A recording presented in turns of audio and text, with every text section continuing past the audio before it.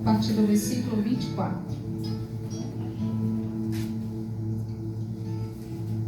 E o tema dessa mensagem hoje é: confiar em Deus gera milagres. Todos acharam? Amém. E foi com ele, Jesus, seguindo uma grande multidão que o apertava. E certa mulher, que havia 12 anos, tinha um fluxo de sangue, e que havia padecido muito com muitos médicos, e despedindo tudo quanto tinha, nada lhe aproveitando isso, antes indo a pior. Ouvindo falar de Jesus, veio por detrás, entre a multidão, e tocou a sua vestimenta, porque dizia: se eu tão somente tocar nas suas vestes, serei curada. Aleluia. E logo se lhe secou a fonte do seu sangue, e sentiu no seu corpo já está curada daquele mal. E logo Jesus, conhecendo que a virtude de si mesmo sairá, voltou-se para a multidão e disse: quem tocou nas minhas vestes?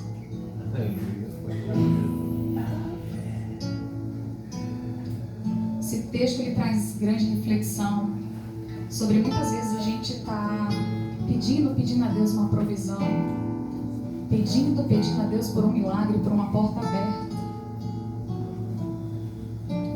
E porque muitas vezes essa porta não se abre, porque o milagre ele não vem, porque a provisão ela não chega na nossa porta.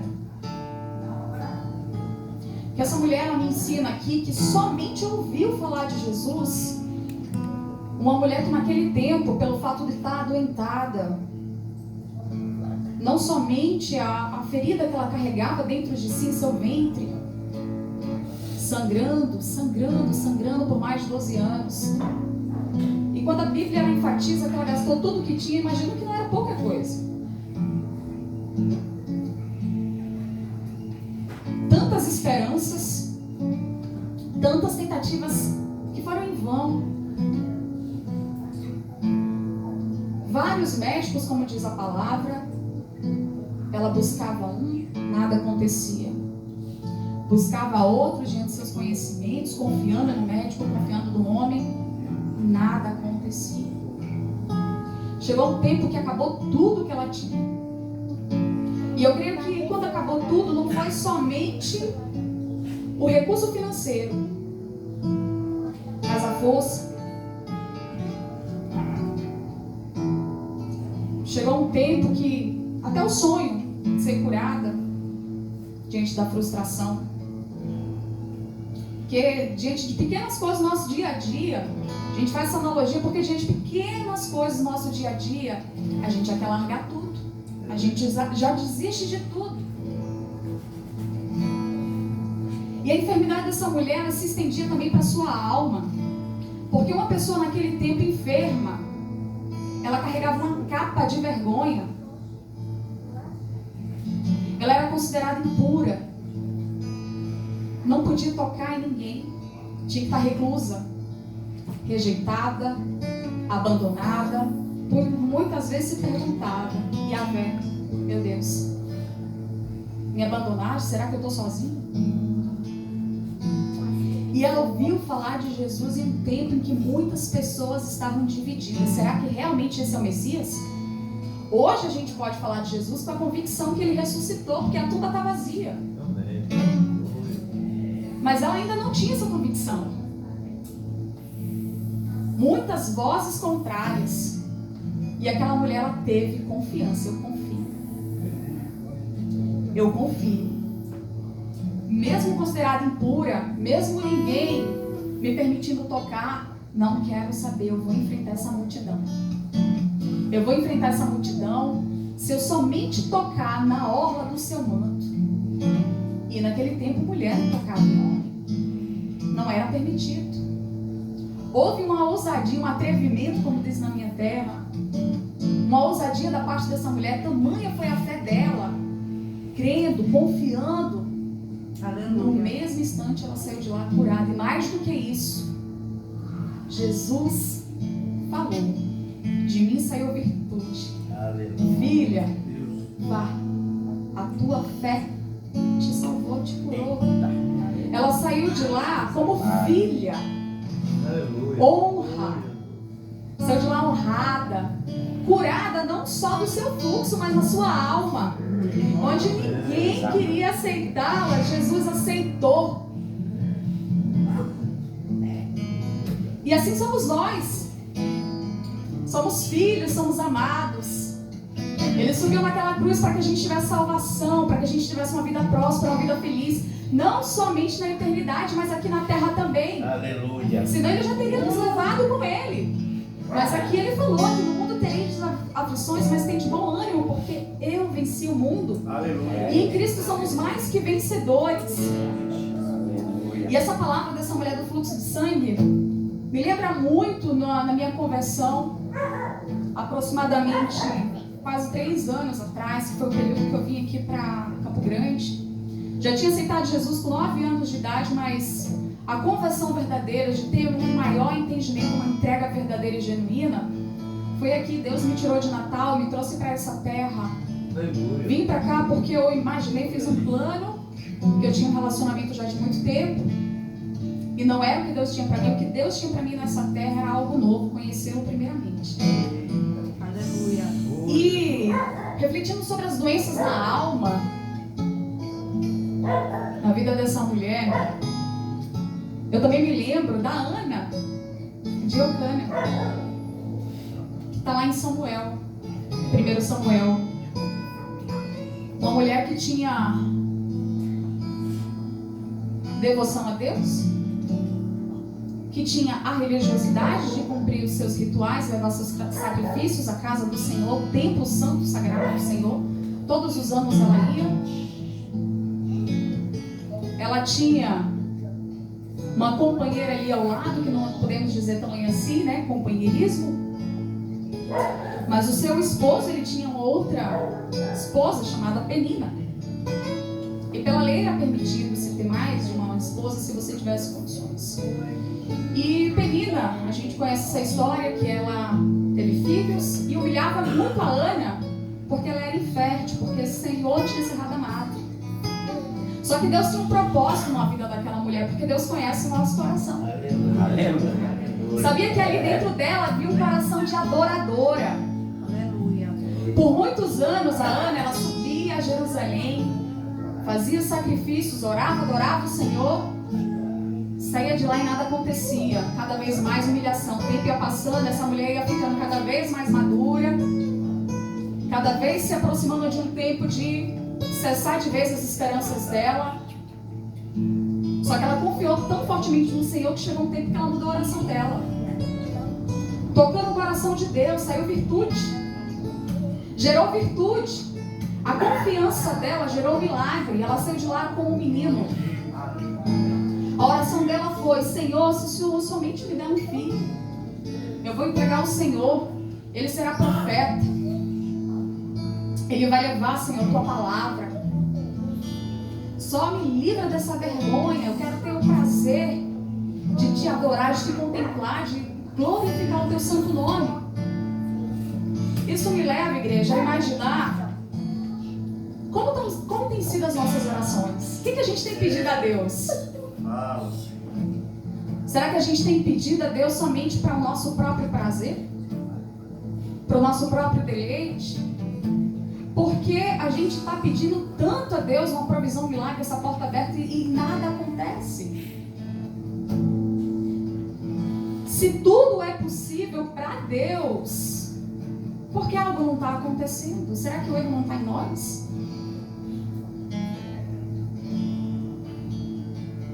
É de refletir, é de pensar.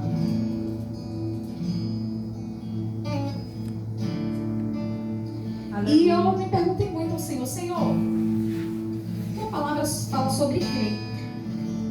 Terça-feira, no encontro aqui, estava um pouco entristecida com algumas situações do meu dia a dia, do meu trabalho. Tinha falado: Senhor, estou tão sobrecarregada com tantos compromissos, com tanta agenda. Eu acho que eu não vou na igreja, não. Porque eu tenho tantos afazeres em casa, no trabalho, como esposa, em ter meu devocional com o Senhor. Mas também é importante a comunhão com os irmãos. Porque foi daqui que eu recebi grandes coisas do Senhor. Onde Deus usou os meus amigos, usou os meus irmãos para profetizar, e às vezes não precisou falar nada. Só pelo testemunho, pela vida deles, pela fé deles, eu disse, meu Deus, eu quero ter essa fé. Porque quando a gente para de olhar para o nosso problema, dá um passo para trás e olha para a vida do nosso irmão, se a gente parar com esse egoísmo de pensar somente em nossas dores, você verá que tem pessoas passando por situações muito piores que você. E Deus me levou. A gente fala tanto em crer, em crer, em crer, em crer. E eu fiquei tão feliz que Deus confirmou que Ele vinha falando comigo em casa, gerando aquele ambiente de adoração, buscando a presença do Senhor. Senhor, confirma que é isso mesmo, que é essa palavra que o Senhor vai falar com a igreja. Que eu vou. Queria retroceder aquele medo de estar aqui na frente, pegar esse microfone e falar. Tantas pessoas que são tremendamente usadas, que têm dons do Espírito Santo. Eu digo, Senhor, ainda sou uma menina na tua presença, mas Ele é essa menina mesmo que eu quero com esse coração. E eu estou aqui para falar da palavra dele. Não levou o chamado, tá aí. A palavra do Senhor, ela é viva. Quando a gente vem para aqueles que são ainda céticos, que ainda não estão entendendo o mistério, convido você também a pesquisar no dicionário. Não precisa ser agora. Mas eu parei, Senhor, porque eu já fui assim. Eu já tive a incredulidade no meu coração de pedir a Deus, me dá prova, fala comigo. Quero ter convicção, quero ter essa certeza, que eu ainda não estou acreditando. O significado da palavra crer pelo dicionário significa ter fé, ter crenças religiosas, crer em si, ter confiança em seu próprio valor, considerar algo como verdadeiro, acreditar, considerar algo possível. Só que confiar, minha gente, é o que gera um milagre. O confiar no Senhor é o que muda todo o cenário. Veja bem, a Ana, ela cria no Senhor. Deus pode, meu povo já passou por tanta coisa. Tive o prazer e a honra e a glória do Senhor de Israel. E o povo faz tantos rituais, festividades, comemorações de algo que aconteceu há mais de 3.000 anos. Porque eles creem em Deus. Mas confiar, seja para o mundo espiritual, seja para o mundo natural, buscando na Bíblia, buscando no dicionário, buscando aonde quer que for, confiar significa acreditar na sinceridade, nas boas intenções de alguém. E quando a gente fala em confiar na Bíblia, é confiar em Deus. Aleluia. Nas boas intenções do Senhor. Saber que Ele é sincero, saber que Ele é fiel. É ter por algo sobre uma guarda, sobre os cuidados. E esses cuidados é do Senhor. Olha a limitação que tem na palavra crer e olha a expansão na palavra confiar. E ainda tem mais, tem muita coisa. E o que me chama a atenção em uma dessas significados é entregar alguma coisa a alguém sem receio de perder ou de sofrer dano. Isso só me faz pensar e recordar no dia que eu estava com tamanha aflição, que a ansiedade batia no peito, que o coração parecia não ficar aqui dentro de mim. Queria sair correndo, queria sair que nem uma louca no mundo, porque eu não aguentava a tamanha dor que estava carregando, da rejeição, da traição, da humilhação, de palavras contrárias. E aquelas palavras ecoavam dentro de mim. Eu disse, eu não sou isso, eu não sou isso, eu não sou isso, não, eu não sou. E aquilo, quanto mais vinha dentro de mim, aqueles pensamentos, aquelas vozes contrárias, eu digo, Senhor, olha para mim. Eu mudei a minha oração, eu disse, Senhor, gera em mim um milagre, que eu possa ser curada para testemunhar. Não é nem ser usada, não é para testemunhar do que o Senhor faz hoje. Porque a tua palavra fala que o Senhor curou tantas pessoas, foram mais do que dores físicas, de feridas emocionais, feridas invisíveis para muitos, feridas que muitas pessoas acham que é besteira. Só que essas feridas quase que me levou ao suicídio, porque havia uma voz em mim, atrás de mim, que falava: você não vai suportar essa dor, pega aquela faca que está lá naquela cozinha, arranca do teu peito esse coração e joga fora. Porque o inimigo é astuto, ele não fala, se mata, tira a tua própria vida, não. Falava assim pra mim: olha, arranca o teu coração fora que tu não vai aguentar essa dor. Eu dizia: Senhor, Espírito Santo ao meu lado, filha, não faz isso, confia. Filha, não faz isso, confia. E eu, Senhor, eu confio que o Senhor vai curar. Porque Deus já tinha usado pessoas para a misericórdia dele que iria mudar a minha vida. Eu digo: Senhor, eu confio. Não vou fazer isso. Não vou fazer isso porque eu sei que eu vou estar destruindo o templo do Espírito Santo. Eu sei que isso significa morte. Aparta-te de mim, Satanás, porque o Senhor está na minha casa. O Senhor está na minha casa. E também há na Bíblia algo um pouco mais recente.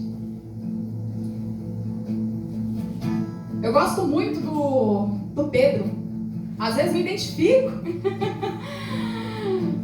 Tamanha, né? Energia, para não falar outra coisa, que aquele homem tinha. Mas como Deus mudou e transformou a vida daquele homem. Estou falando muito sobre dores, feridas emocionais. Porque toda dor que tu tem, toda ferida que você tem, física, ela também vai te gerar uma dor emocional. Porque ela traz o medo, traz a aflição, traz a angústia. Se a tua ferida são nas tuas finanças, feriu as tuas finanças, isso também vai te trazer preocupação, vai te trazer aflição. Você não vai conseguir dormir de noite porque você está preocupado. Então, tudo isso nos traz as feridas emocionais. E Pedro, ele andava com Jesus, era um discípulo de Jesus. A gente sabe quantos milagres Deus fez por meio da vida do Pedro. O Espírito Santo que Deus moveu sobre a terra no dia de Pentecostes. Quantas mil pessoas batizadas, falando em língua. A vida desse homem que já estava praticamente quase traindo o seu povo, segundo as tradições, por causa das finanças deles, que foi ferida. Jesus entrou na vida dele, entrou no barco, assumiu o comando e deu milagre financeiro com a provisão de tantos peixes.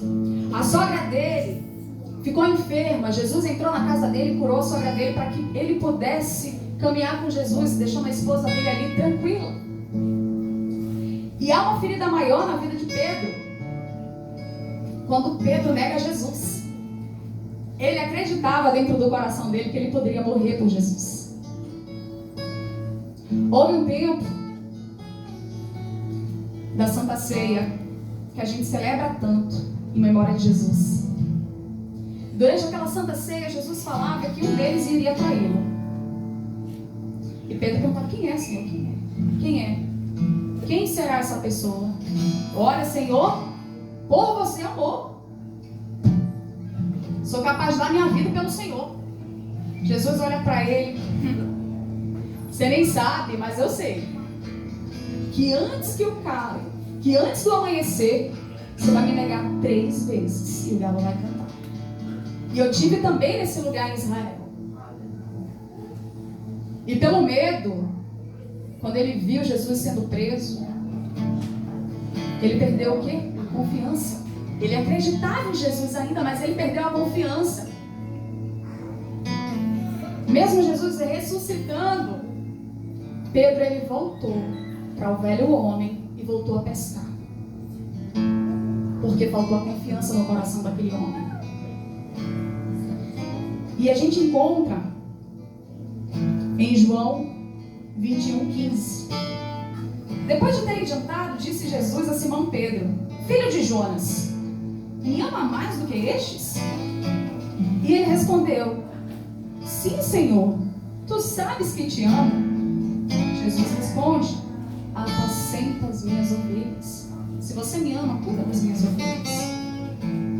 Eu fico imaginando, fazendo essa analogia, como Pedro negou a Jesus 3 vezes, gerou nele 3 feridas em seu coração: da vergonha, do arrependimento e a necessidade de pedir perdão. Muitas vezes nos adoecemos porque estamos tão enraizados na vaidade, esquecemos de pedir perdão àquele que nos feriu, pedir perdão àquele a quem nós magoamos e a nós mesmos, pelo erro cometido, pela falta de sabedoria. E Jesus perguntou mais uma vez: Pedro, tu me amas? Jesus já sabia que o coração daquele homem estava sendo transformado, mudado, que ele estava voltando a acreditar depois que viu o seu mestre. Mas Jesus deu a oportunidade dele ainda na terceira vez: Senhor, tu sabes que eu te amo. Cura na vida do Pedro para ele seguir e cumprir os propósitos do Senhor na vida dele. E esse confiar, igreja, muitas vezes a gente pergunta: Senhor, por que muitas vezes a gente deixa de confiar? Porque eu já deixei de confiar no Senhor, mesmo o Senhor fazendo milagres, mesmo o Senhor usando os profetas, mesmo eu tendo um encontro verdadeiro, genuíno com o Senhor na minha vida. Por que muitas vezes isso acontece na nossa vida? Porque houve uma ruptura, uma quebra dessa aliança com Deus.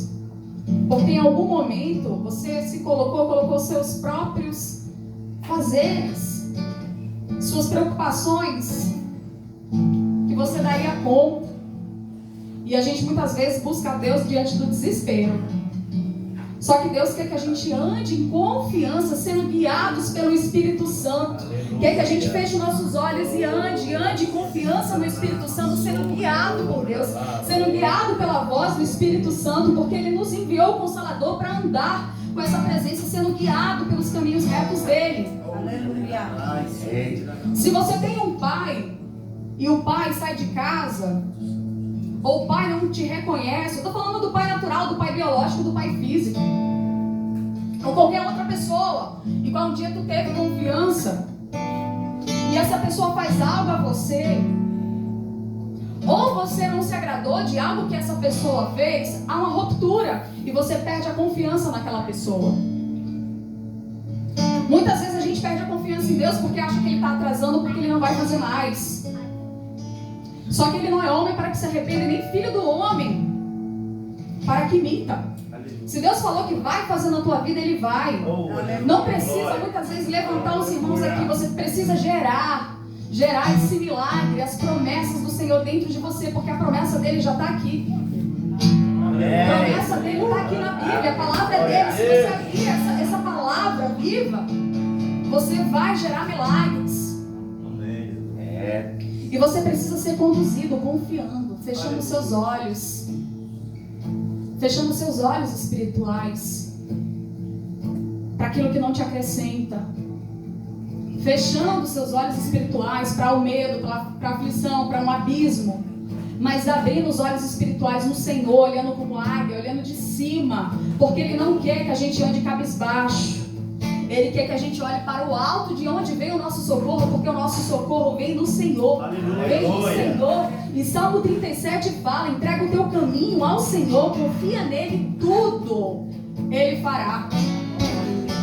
Se é bênção financeira, uma porta de emprego, relacionamento quebrado, que Deus envie uma pessoa para você ter uma cura sentimental, uma promoção, algo novo em teu ministério. Eu não sei o que você precisa, mas Ele sabe. Confia, agrada-te do Senhor e Ele atenderá os desejos do teu coração. Ele fará. Que você saia daqui entendendo hoje a diferença de crer, de ser crente e de ser confiante, de ser filho. Porque o filho, ele conhece a voz do Pai. Então que você saia daqui sendo guiado na presença de Deus. Eu quero convidar o Edson para a gente louvar. Um louvor que Deus sempre toca muito no nosso coração. Enquanto a gente estava estudando